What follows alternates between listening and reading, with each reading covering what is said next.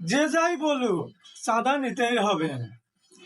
চাঁদা না দিলে থাকবে না তার কোনো কর্মস্থান, থাকবে না তার হাত, থাকবে না তার পায়ে।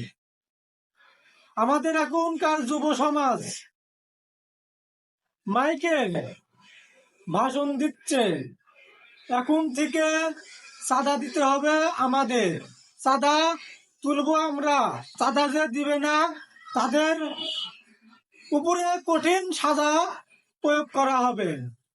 হাই রে বাংলাদেশ, কে বাংলাদেশ স্বাধীন করে ভাই দিলে আমাদের? আমরা এখন সব সময় চাঁদা দেওয়ার প্র্যাকটিস করতে থাকি। শুধু চাঁদা দিয়ে চাইছে, মাইকেন করেছে বলে বহিষ্কৃত করছে। আরে ভাই, বহিষ্কার করে তো লাভ নাই।